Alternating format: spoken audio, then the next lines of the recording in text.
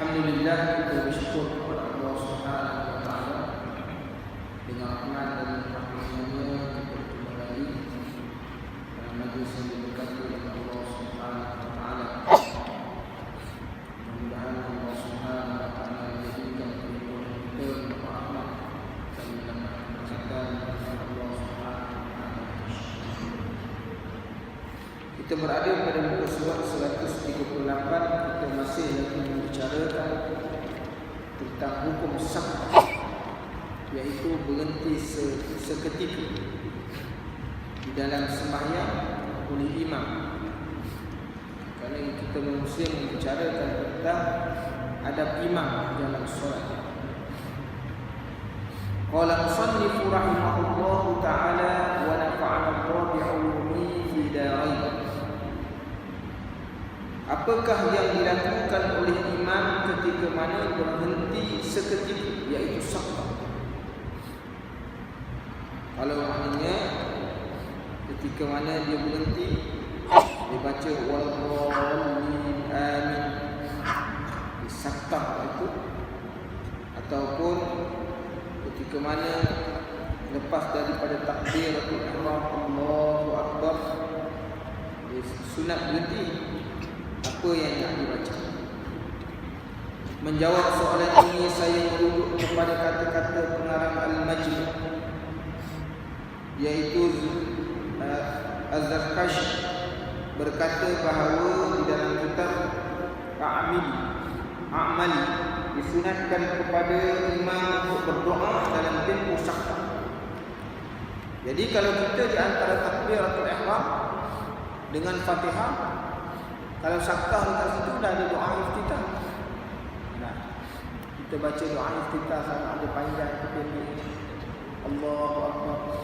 Subhanakallah subhanakallah wa bihamdik wa tabaraka ismuk wa ta'ala jadduk wa la ilaha ghairuk Allahu akbar kabira. Contoh. Itu dah ada doa. Ataupun Allahu akbar kabira walhamdulillahi katsira subhanallahi bukratan wa asila jahdu wajhiya lilladzi, itu doa. Dan doa-doa yang warid daripada Rasulullah sallallahu alaihi wasallam. Kita tengok dalam kitab Al-Azkar Imam Nawawi yang dibicarakan. Kan? Doa-doa yang dibaca oleh Rasulullah sallallahu alaihi wasallam dalam sembahyang, yang dikatakan doa-doa iftitah. Apa doa-doa? Banyak sebenarnya dia punya lafaz-lafaz dia. Yang kita dengar mungkin kita baca satu tu sebenarnya banyak. Ada Rasulullah baca Allahumma rabba Jibril wa Israfil wa Mikail, ya. Jadi doa pada waktu malam, doa iftitah dia berbeza. Jadi ada doa-doa yang dibaca oleh baginda Rasulullah sallallahu alaihi wasallam. Ini maknanya kalau sekiranya selepas daripada takbiratul ihram, maka sunat semua baca. Ya, semua baca maknanya ada doa-doa yang datang warid. Tapi bila imam kata siratal ladzina an'amta 'alaihim ghairil maghdubi 'alaihim waladdallin, biasa kita dengar imam-imam kampung ni dia ada baca doa. Dan itu sunat bagi imam, tidak pada makmum. Kan? Sunatnya bagi imam. Maknanya disunatkan kepada imam untuk berdoa dalam tempoh.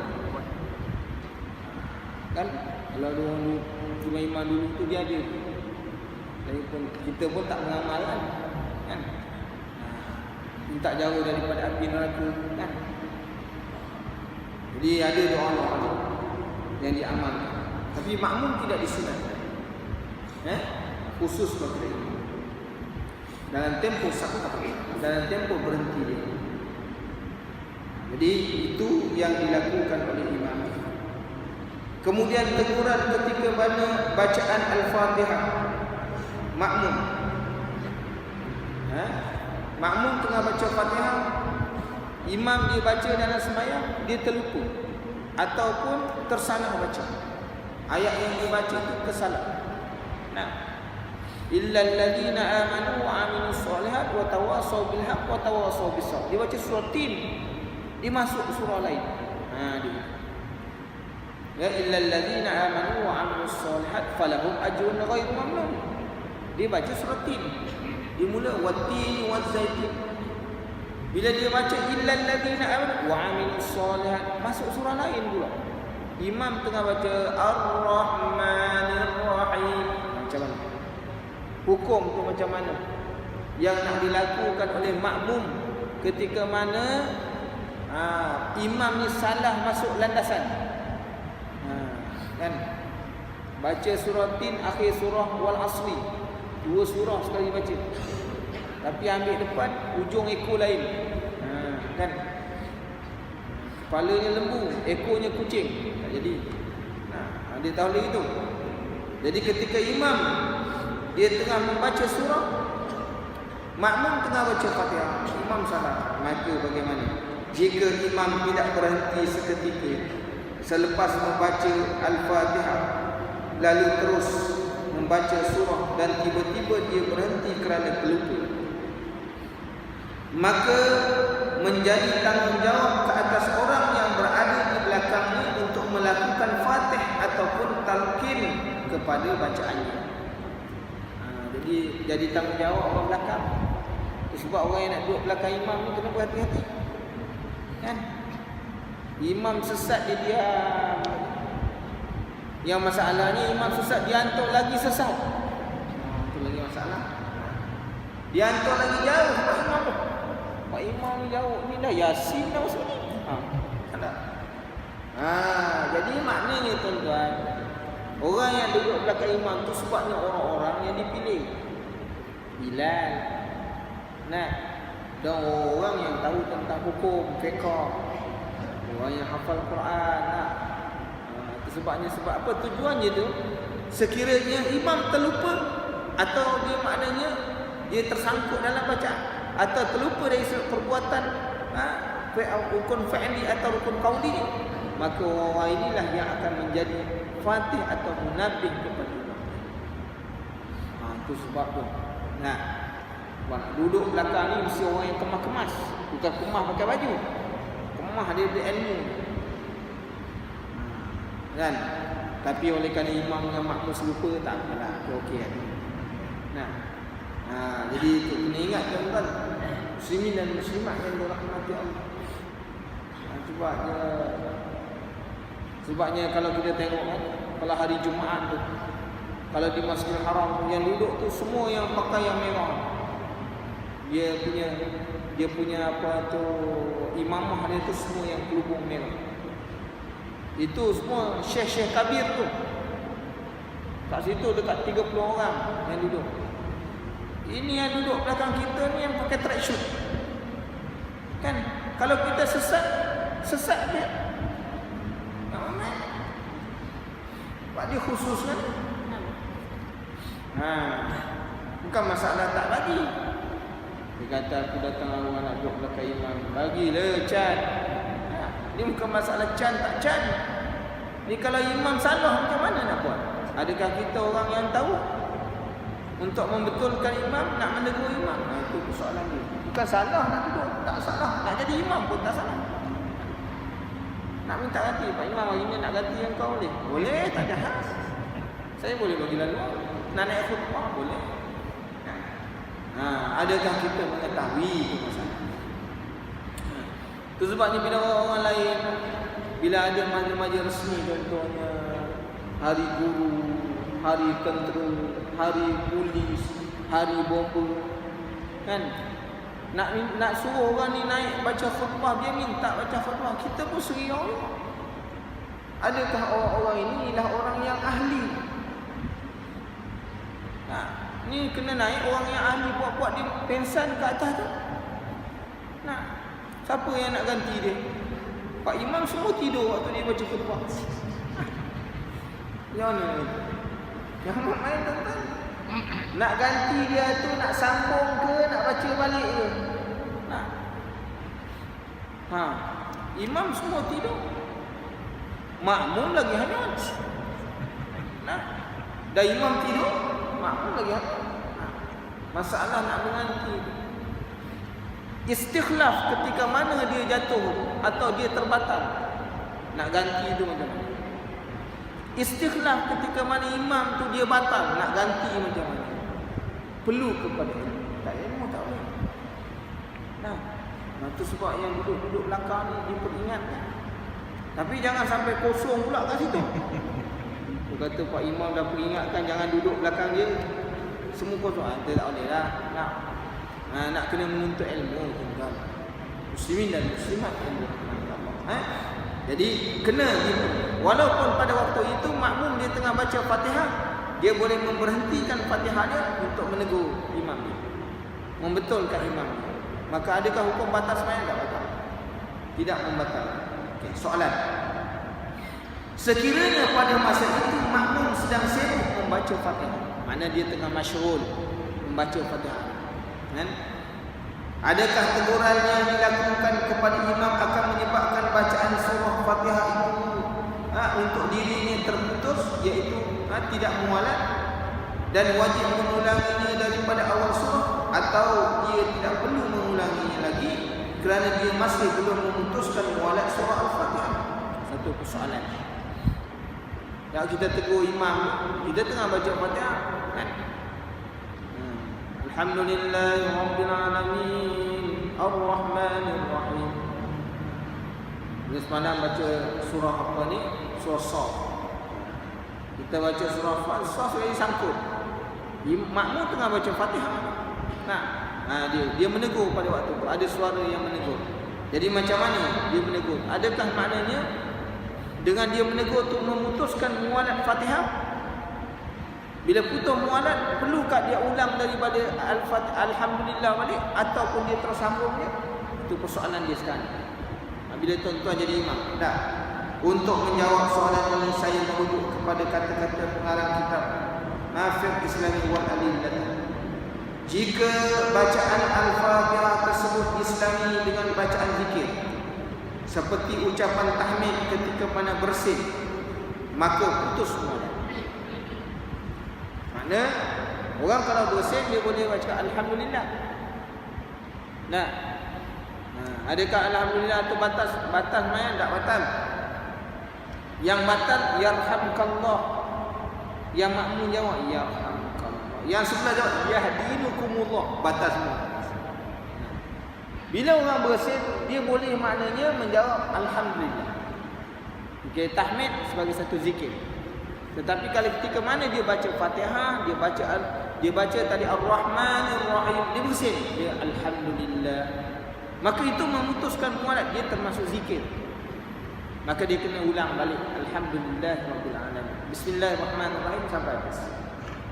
Tapi yang ini dia menegur. Tetapi jika serangan mempunyai kaitan dengan solat seperti mana menyebut amin bagi bacaan imam. Dia tengah baca, mana orang yang membaca Fatihah yang mengikut bacaan imam. Contoh, dia ni jenis orang yang lambat. Kalau dia tak baca mana imam baca nanti dia baca, dia tertinggal. Jadi imam pun baca separuh Bismillahirrahmanirrahim Alhamdulillahirabbil alamin Arrahmanirrahim, makmum tu pun baca Bismillahirrahmanirrahim. Imam pun ghairil maghdubi alaihim waladdallin, dia pun amin, makmum ni pun amin. Jadi makna waktu tu adakah putus maknanya, adakah batal atau maka hukumnya tidak. Boleh dalam keadaan yang demikian. Orang makmum-makmum yang jenis-jenis lambat baca ni, kalau dia baca Fatihah selepas imam baca amin baru dia nak baca, maka dia takut tertinggal, maka dia boleh baca. Dia boleh baca, dan ketika mana dia mengaminkan bacaan itu, maknanya tidak merosakkan akan Fatihah. Maka melakukan Fatihah terhadap imam apabila dia berhenti dalam bacaannya, memohon rahmat, meminta pertolongan daripada azab dan sujud tilawah bagi bacaan imam, maka semuanya tidak memutuskan mualat menurut pendapat yang paling sahih. Jadi kalau kita tegur, kita tengah baca Fatihah, imam baca salah, kita tegur, maka semuanya tidak membatalkan dan tidak merosakkan akan semayang itu. Hukumnya adalah boleh. Muslimin dan muslimat yang dirahmati. Oleh itu harus makmum memutuskan bacaan Fatihah untuk membantu imam memperbetulkan bacaannya. Hukumnya harus. Hukumnya. Itu masalah, selesai masalah. Imam tidak membaca surah. Soalan, sekiranya imam terus rukuk setelah selesai membaca Al-Fatihah tanpa membaca surah, bagaimana kalau yang semayang imam ni dia tak baca surah, Al-Fatihah waladdallin, Allahu akbar, terus rukuk? Adakah maknanya? Bagaimana, apakah yang perlu dilakukan oleh makmum? Adakah mereka semua perlu untuk mengikut imam dengan meninggalkan bacaan Fatihah? Imam lepas baca Fatihah dia kata, aku malas nak tunggu makmum. Bahkan lepas isyak ada rumah terluka lagi.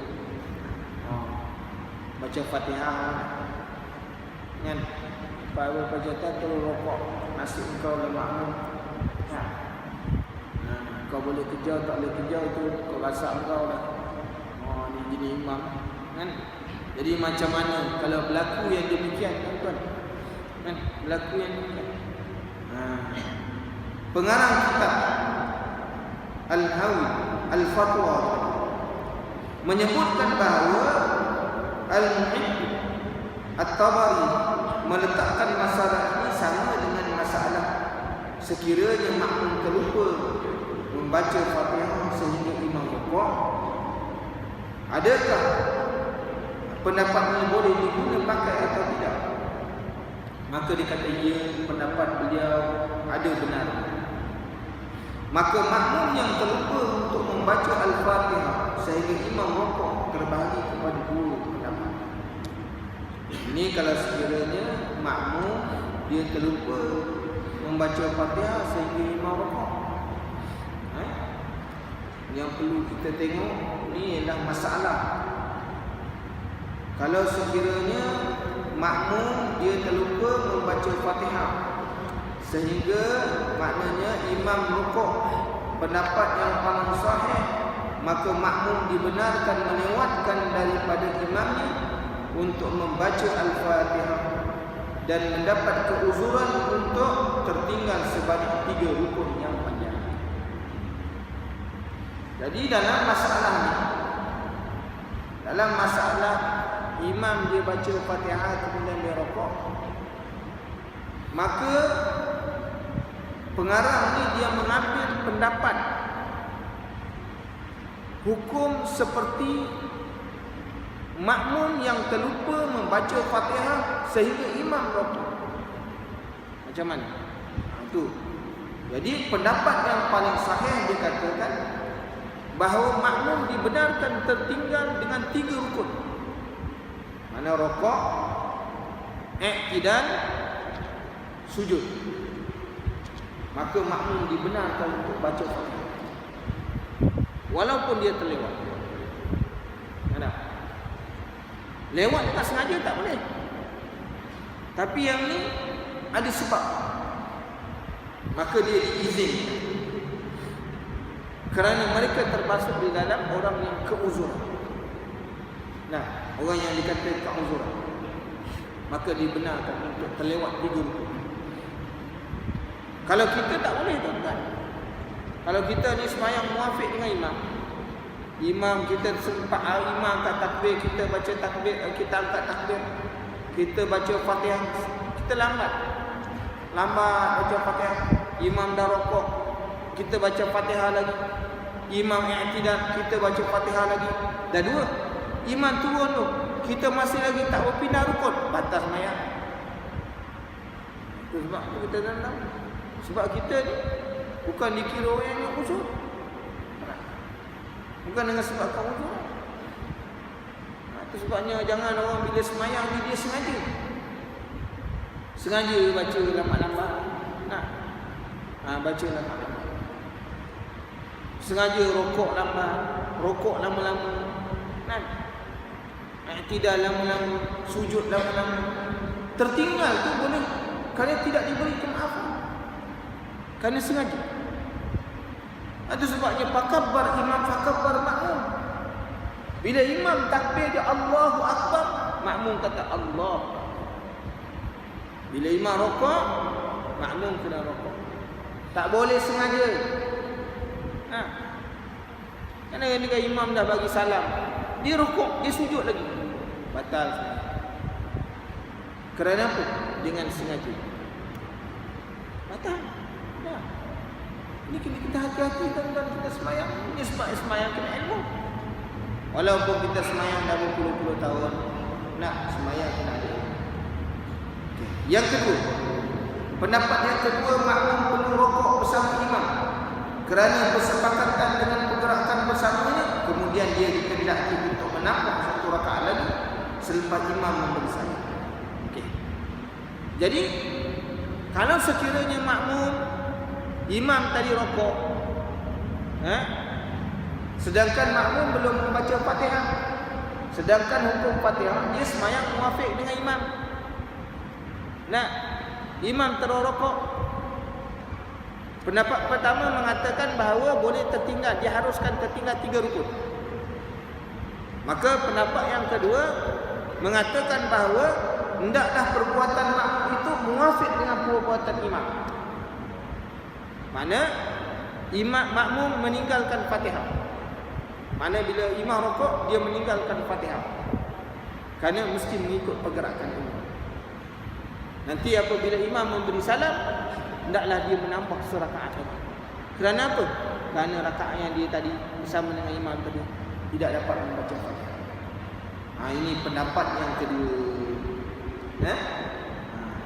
Kan? Maka menurut pendapat makmum yang menanti waktu saktah imam selepas imam menyelesaikan bacaan Fatihahnya lebih dibenarkan untuk melewatkan daripada imam. Hal ini kerana keuzuran yang diperolehi lebih utama daripada makmum yang terlupa membaca Al-Fatihah hingga imam rokok kerana ia dianggap sebagai orang yang menjaga solat. Jadi pendapat dia kata apa? Kalaulah sekiranya orang yang semahyang, orang yang semahyang ni kalaulah dia orang yang imam dia rokok dalam keadaan makmum ni tadi dia terlupa baca Fatihah, diberikan keuzuran makna kemaafan. Apatah lagi kalau sekiranya makmum yang bersembahyang dengan imam, apabila imam baca Fatihah dia ada saktah, dia ada berhenti. Maka yang ini adalah lebih-lebih lagi diberikan keuzuran. Jadi dengan sebab itu maknanya makmum yang dalam keadaan yang demikian dibenarkan kepada dia untuk terlewat maknanya 3 rukun. Ini pendapat tuan-tuan. Jadi kita bila nak ibadat kita sedang hati. Kita rasa aku ni kan mana nak pakai pendapat pertama. Kita rasa tak boleh terima. Pakai pendapat yang kedua. Ada 2 lagi, ada 1 pendapat lagi. Nanti bila imam bagi salam tambah 1 rakaat lagi. Jadi kita dalam bab ibadat kita selesa sebab kita ada hujah.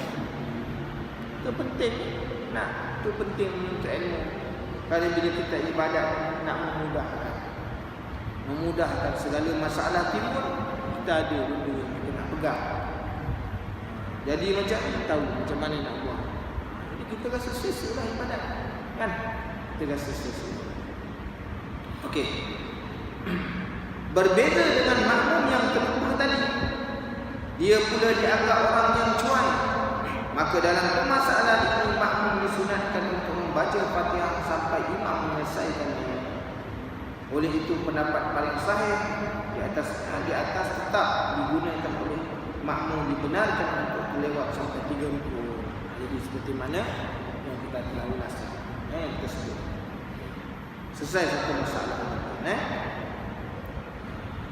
Jadi ini masalah-masalah ni sebenarnya berlaku dalam semayang kita. Bila kita semayang berjemaah, dia akan berlaku. Ada orang yang terpaksa yang dalam keadaan yang demikian. Maka inilah dia punya kaedah-kaedah yang perlu dipakai. Hujah-hujah yang perlu dipakai. Orang yang baca lambat, bukan dengan sebab sengaja. Memang dia punya baca macam tu, dia ni lambat.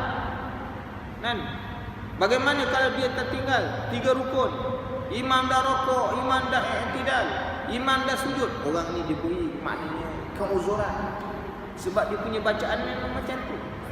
Kalau sekiranya dia ni hendak menghabiskan juga bacaan Fatihah dia, maka dia berikan keuzuran. Tapi kalau sekiranya dia tak menghabiskan, maka dia meninggalkan, tengok bagaimana keadaan. Tengok ada pendapat yang kedua atau pendapat yang kedua. Tengok macam mana tuan-tuan. Ini kita sembahyang ni kita kena tengok masalah-masalah yang timbul dalam ibadat. Okey, bacaan isti'azah ataupun ta'awuz di dalam solat. Seterusnya imam dan para jemaah di belakang disunatkan untuk membaca ta'awuz secara perlahan sebelum membaca surah Al-Fatihah.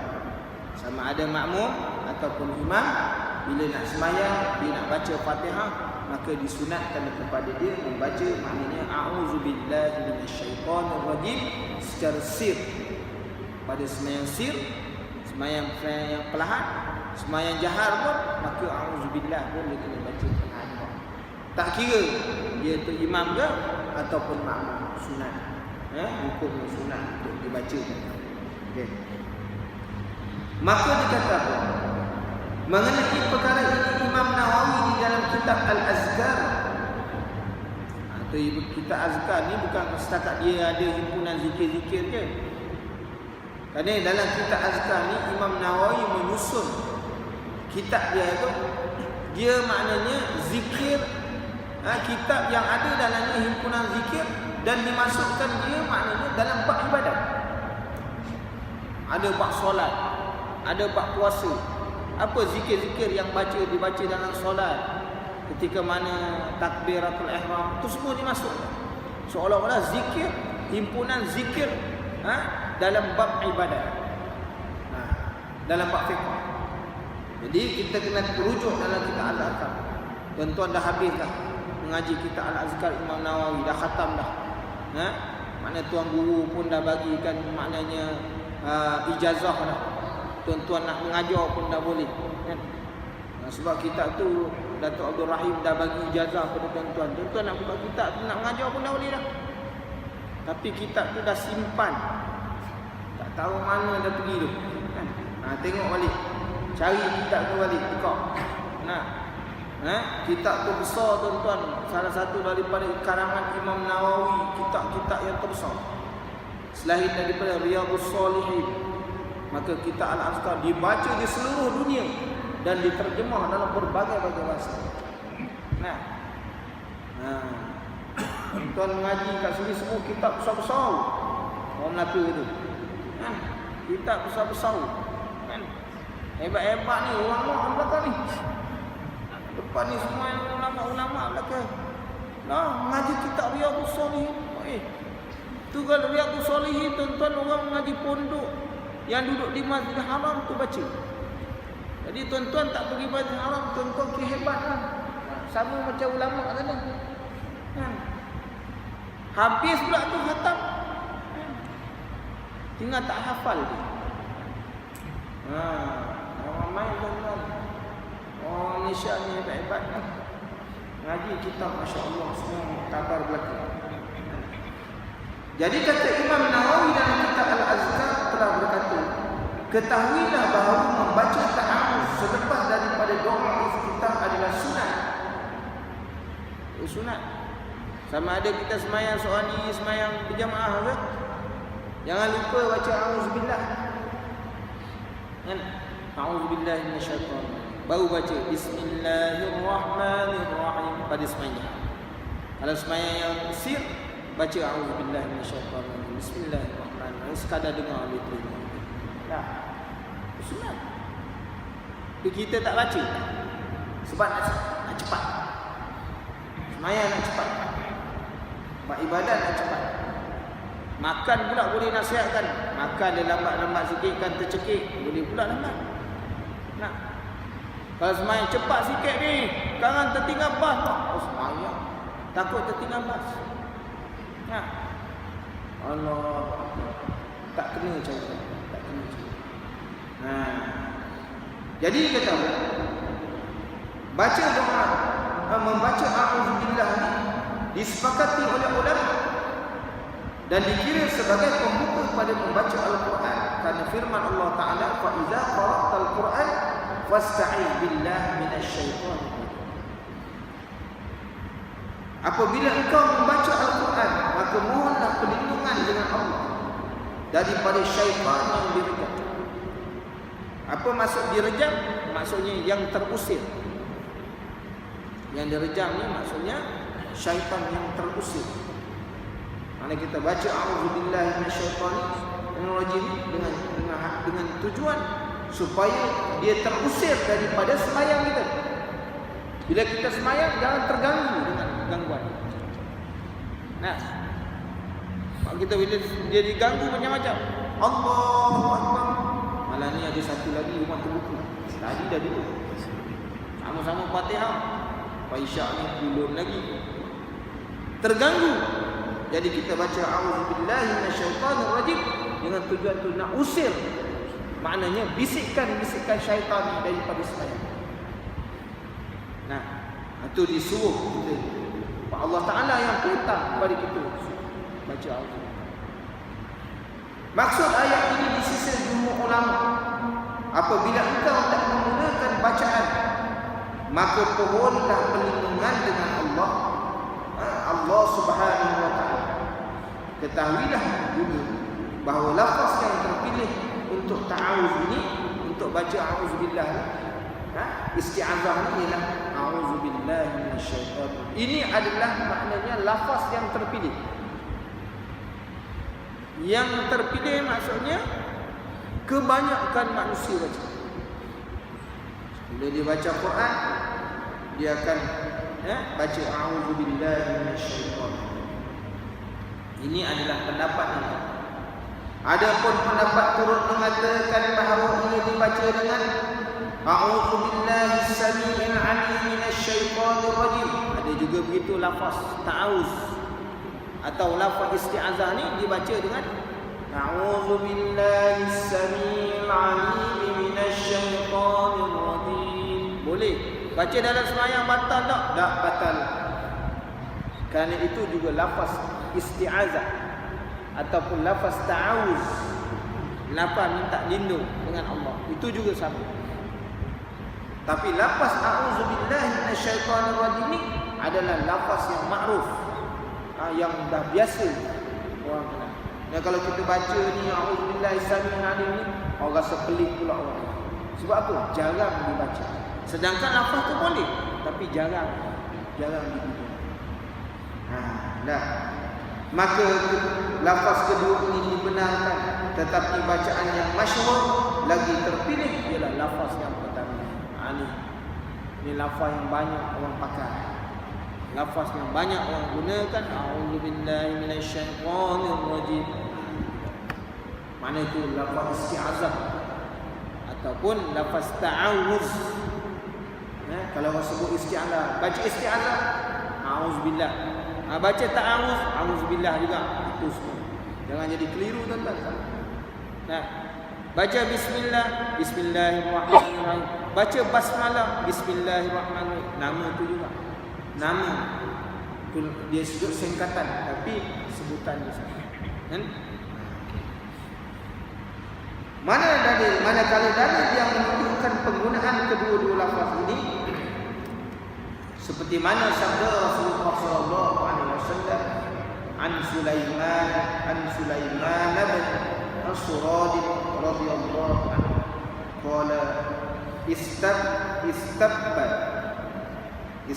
rajulan inda Nabi sallallahu alaihi wasallam wa nahnu indahu julusun wa ahaduhuma yasubbu sahibahu mughdaban qad marra wajhuhu fa qala an-nabi sallallahu alaihi wasallam inni la'alamu kalimatan law qala laha la zahaba anhu ma yajidu law qala a'udzu billahi minasy syaithanir rajim fa qalu lil-rajuli ala tasma'u ma yaqulu an-nabiy qala inni lastu bi majnun.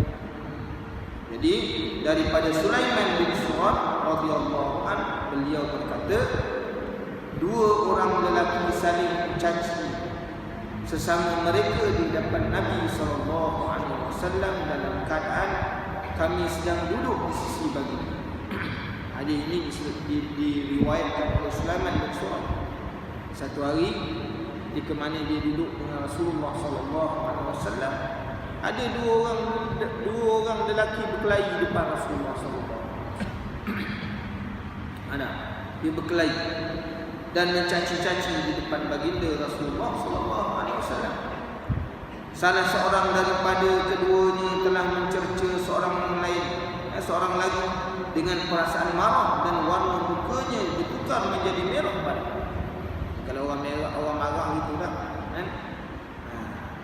Maka Nabi sallallahu alaihi wasallam bersabda, sesungguhnya aku sangat mengetahui satu kalimat yang sekiranya diucapkannya nasaya akan lenyaplah kemarahan. Itu daripada Rasulullah bukan bercakap dengan orang lelaki tu, cakap dengan orang yang duduk dengan dia. Siapa dia? Sulaiman bin Surad. Rasulullah kata, maknanya aku mengetahui, aku tahu ada satu kalimat, kalau dia baca kalimat ni, nasaya dia punya kemarahan itu jadi hilang dan lenyap. Nah, kalaulah dia mengucapkan a'udzubillahi minasyaitonir rajim, tu maka lenyaplah kemarahan dia. Maka para sahabat berkata kepada lelaki tersebut, lepas Rasulullah ajarkan beritahu, maka lelaki, para sahabat ni jumpa lelaki ni, maka adakah kamu tidak mendengar apa yang dikatakan oleh Nabi sallallahu alaihi wasallam? Lelaki itu menjawab, sesungguhnya aku tidak gila. Nah, Rasulullah tu cakap kuat supaya lelaki itu mencerca-cerca tadi depan Rasulullah. Jadi sahabat kata, engkau tak dengar ke apa yang Rasulullah cakap? Dia kata, aku bukan gila lagi dan tak memahami apa yang Rasulullah cakap. Tunjuk pada kita, tuan-tuan muslimin dan muslimat yang dirahmati Allah, ketika mana manusia, maknanya istinbat daripada hadis ini nak tunjukkan kepada kita ialah maknanya membaca a'udzubillah. Fadilatnya apa? Ketika mana orang marah, baca a'udzubillah. Kita marah apa? Dalam keadaan kita marah, baca a'udzubillah. Sudah tentu maknanya hilang. Maha suci Allah Subhanahu wa taala, mana mungkin seorang nabi dia berkata sesuatu yang dusta. Makna kalau kita baca betul-betul kan, ittiba'us sunnah, baca betul-betul a'udzubillahi minasyaitonir rajim, yakin memang hilang. Memang akan hilang. Jadi nasihat kepada kita, Rasulullah nasihatkan kita ni marah ni memang ada pada siapa-siapa. Kalau tak ada marah, sifat marah tak boleh hilang. Kalau orang hilang sifat marah, hendaklah dia usahakan ada sifat marah itu dalam diri. Kerana orang tak ada sifat marah, dia jadi dayus pula. Tengok orang buat maksiat, nak buat maksiat dia. Tengok Tak marah pun. Dayus. Ad-dayus la yadkhulul jannah. Orang dayus ni tak masuk syurga. Dayus ni maksud apa? Membiarkan kemungkaran depan mata, berlaku depan mata. Pada ahli keluarga, pada isteri, anak-anak. Anak-anak yang dah dewasa, dah balik, isteri dah, maknanya isteri kita keluar rumah tak menutup aurat. Nak kita biar kata. Kan orang kata lawa, orang bos. Tengoklah brand. Maaf. Dia suka pula. Itu dayus saja. Kenapa? Membiarkan isteri dia. Kan? Membuat kemungkaran. Depan mata buat kemungkar. Tak ditegur. Dayus. Orang dayus tak masuk syurga. Tak ada sifat marah. Tak boleh. Mesti ada. Kena wujudkan sifat marah. Sifat-sifat marah tak boleh diulang. Dibuang sama sekali. Pada benda-benda yang kita lihat mungkar tu kena ada sifat. Jangan tak ada langsung. Ini sifat marah yang tak bertempat ini yang Rasulullah kata ni. Sikit-sikit marah. Imam lambat pun dia marah. Makmum lambat pun kita marah. Keluar lambat pun dia marah. Ni yang tak bertempat ni. Yang itu. Kalau jadi yang itu Rasulullah kata baca a'udzubillah. Ini semua telah dirasuk oleh syaitan. Maka kena hindarkan, kena pelihara, kena lindung diri daripada dikuasai oleh syaitan. Ini kena ingatkan. Rasulullah SAW mengajar kepada kita yang demikian. Satu hadis lagi.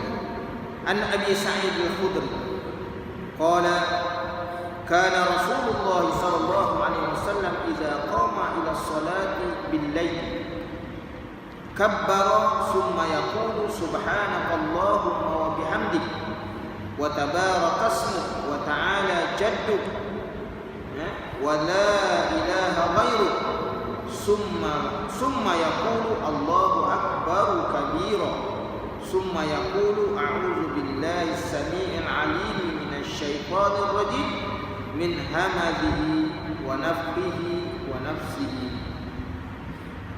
Diriwayatkan daripada Abi Sa'id Al-Khudri, beliau berkata, apabila Rasulullah SAW hendak mendirikan solat pada waktu malam, maka baginda akan bertakbir. Mana takbir apa tu? Takbiratul ihram. Allahu akbar. Lalu Rasulullah membaca subhanakallahumma wa bihamdik wa tabaraka ismuk wa ta'ala jadduk wa la ilaha ghairuk. Kemudian baginda baca Allahu akbaru kabira. Ini salah satu daripada doa iftitah yang paling ringkas. Hafal dia. Jangan tinggalkan baca doa iftitah, kerana Rasulullah membaca doa iftitah ini sama ada pada sembahyang fardu atau sembahyang sunat. Kita kena ingat. Yang kita dahulu dah kita baca tu Allahu akbaru kabira walhamdulillah, tu panjang tu. Dan kalau kita sembahyang seorang diri tak apalah kita baca panjang-panjang. Ni kalau kita sembahyang berjamaah, kita jadi imam, kan, kebimbangan kita baca panjang-panjang ni jadi orang susah. Kerana di belakang kita ni orang yang tak kuat lutut dia, kan, tak boleh berdiri lama, kan. Ada mungkin orang yang kena salah sebol, tak boleh tahan, baca lama-lama dia terkencing kat itu. Kita kena meraih. Jadi jangan baca doa iftitah panjang-panjang. Hafal tuan-tuan doa iftitah ni. Kerana bukan setakat boleh dibaca pada sembahyang sunat, sembahyang fardu pun boleh. Pendek je. Kita makan pun 3 jam hari tu raya. Tadi makan lontong 3 jam baru nak habis. Semua stol kita. Satu sampai cendol, balik-balik makan. Doa ni kalau menghafal tak sampai 5 minit. Tuan-tuan ulama hafal. Sembahyang tarawih kebanyakannya tidak membaca doa iftitah. Sedangkan doa iftitah ini disuruh oleh Rasulullah sallallahu alaihi wasallam. Banyak semayang tak baca doa iftitah. Allahu Akbar, Bismillahirrahmanirrahim. Tak ikut sunnah. Kan? Doa iftitah kita tengok makna dia. Kan? Maha suci Allah Ta'ala dan segala puji baginya. Maha berkat nama-Nya, maha tinggi keagungan dan tidak ada Tuhan melainkan. Tengok tu, puji Allah Subhanahu. Allahu Akbar kabira. Nah, maknanya Rasulullah ni mengajar berbagai-bagai bentuk doa iftitah. Bukan satu. Kan? Bukan satu je tu. Banyak. Sebab kita kena baca dan kita kena hafal. Supaya apa? Kita dapat makna. Sekurang-kurangnya bila kita baca sekali dalam seumur kita telah membaca doa yang telah dibaca oleh baginda Rasulullah SAW. Itu sebabnya bila tuan-tuan berdoa lepas habis sembahyang, jangan baca doa satu je. Kan? Doa Rasulullah ni banyak. Pelbagaikan doa tuan-tuan. Sekurang-kurangnya, ya Allah, aku telah baca doa Rasulullah sekali. Nah, doa Rasulullah macam-macam. Pelbagaikan. Kan? Doa yang tetap tu tetaplah. Rabbana atina tu sayyidul doa. Jangan tinggalkan. Doa Rasulullah macam-macam tuan-tuan. Nah, kita minta daripada dulu dan selama-lamanya satu je. Sedangkan doa Rasulullah macam-macam. Rasulullah minta mengajar, tapi kita tak pernah nak minta. Sedangkan kita kata hajat kita banyak. Kan? Nah, jadi ini tuan-tuan, kita jangan rugi. Kita jangan menjadi orang yang rugi, kan? Sedangkan Rasulullah mengajar kepada kita. Seterusnya baginda membaca a'udzubillahi samii'il 'aliim minasyaitonir rajim min hamazihi wa nafthihi wa nafsihi. Aku berlindung dengan Allah yang Maha mendengar lagi Maha mengetahui daripada syaitan yang derjam, pada was-wasnya, keangkuhan dan sihirnya. Jadi ini kalau Rasulullah baca tengah malam, bangun malam, mayang malam, ini yang Rasulullah baca. Dia punya ta'awuz dia ataupun dia punya isti'adzah dia, ini jenis yang macam ni Rasulullah baca. Rasulullah tak baca auzubillahi minasyaitonir rajim, tapi ini ta'awuz yang macam ni Rasulullah. A'udzubillahi samii'il 'aliim minasyaitonir rajim min hamazihi wa nafthihi wa nafsihi. Usahakanlah baca. Usahakanlah. Mudah-mudahan dengan kita niat untuk mengikut sunnah Rasulullah sallallahu alaihi wasallam, Allah Taala memberi berkat kepada kita, insya-Allah. Jadi cukup setakat itu dulu. Kita akan sambung bicara kita ni masa yang ditentukan oleh Allah Subhanahu wa taala, sekiranya diizinkan oleh Allah Subhanahu wa taala, insya-Allah. Bismillahirrahmanirrahim. Alhamdulillahirabbil alamin, wassalatu wassalamu ala asyrafil anbiya'i wal mursalin wa ala alihi wa sahbihi ajma'in. Allahumma zidna wa la tanqusna wa akrimna wa la tuhinna wa a'tina wa la tahrimna wa asirna wa la tu'sir alaina. Subhanakallahumma wa bihamdik, asyhadu an la ilaha illa anta, astaghfiruka wa atubu ilaik.